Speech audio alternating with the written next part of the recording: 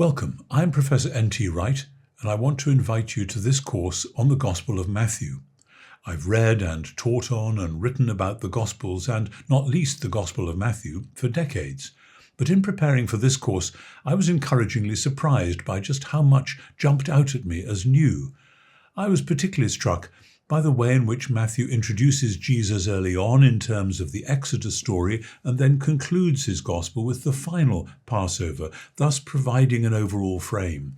And I never before really reflected on the way in which the book ends with an echo of the end of the Hebrew Bible, so that having begun with the new Genesis in chapter 1, Matthew ends with the new Chronicles, displaying Jesus and his story as the fulfillment and recapitulation of the entire canonical narrative.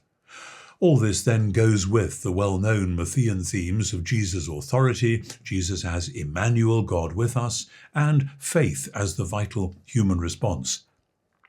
In this course, we'll particularly be looking at the structure and artistry of Matthew's Gospel, to ask what it can tell us about who Matthew thinks Jesus is, and who Jesus thought he was. Strategically placed within Matthew's story are 5 teaching or discourse sections.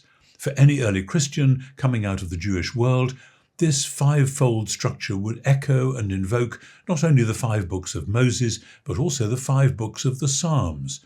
In that way, Matthew picks up the expectations of Israelite messianic hopes, displaying Jesus as the answer to the question, what would it look like for God to return in person? I hope you'll be able to join us for this robust but exciting course on the Gospel of Matthew.